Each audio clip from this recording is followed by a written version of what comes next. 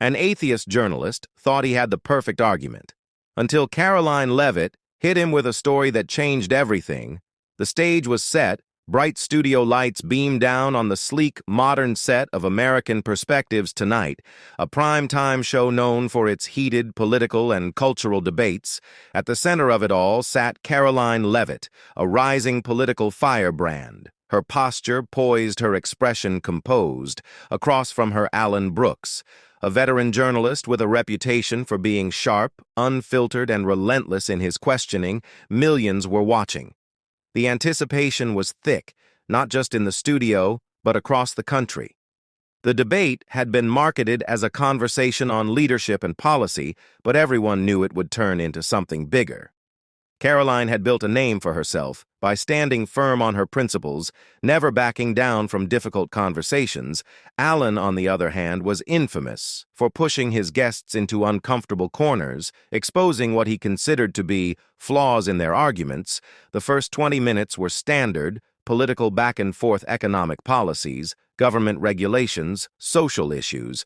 Karoline handled the rapid-fire questions with confidence, delivering well-prepared, articulate responses. She wasn't just a politician, she was a skilled communicator, someone who understood how to connect with an audience beyond the studio walls. Then Alan shifted in his chair. His eyes narrowed just slightly, the kind of movement only a seasoned debater would notice. He was preparing to go in for something different, something personal.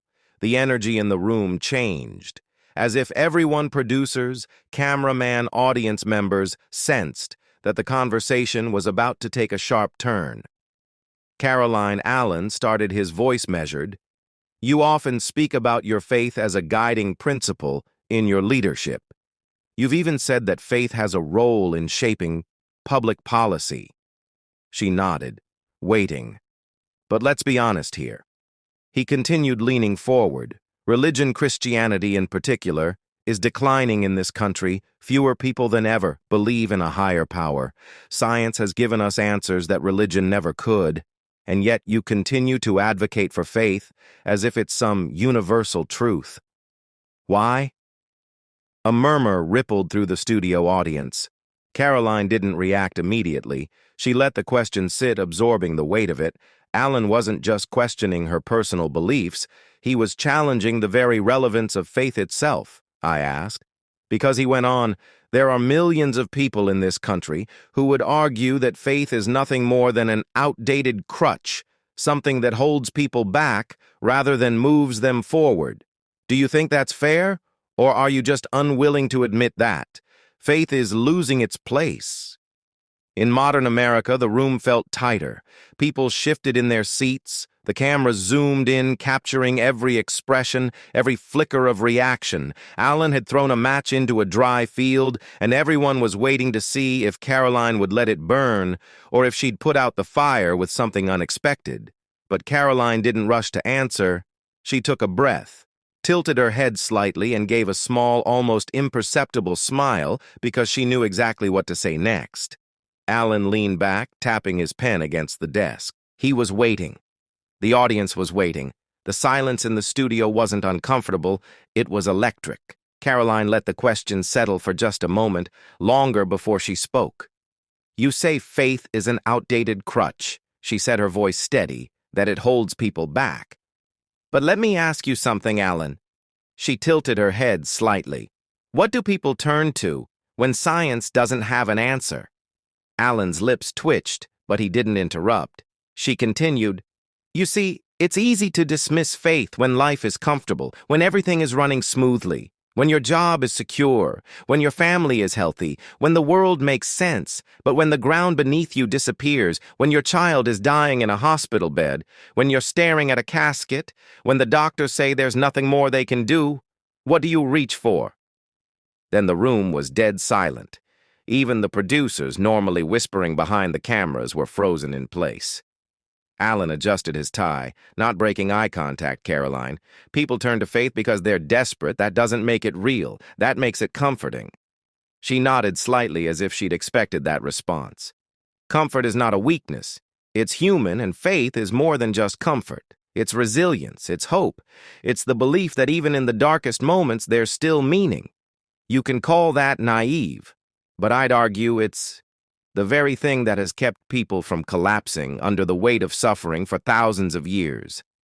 Alan exhaled through his nose, shifting in his chair. So you're saying belief is necessary for survival?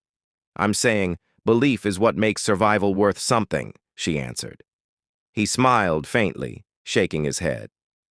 You're good, Karoline, but let's talk facts. He gestured slightly with his hand, as if resetting the conversation. Religious institutions have been responsible for some of the worst atrocities in history, wars, oppression, corruption, and yet you defend faith as if it's only ever been a force for good. Karoline's expression didn't waver.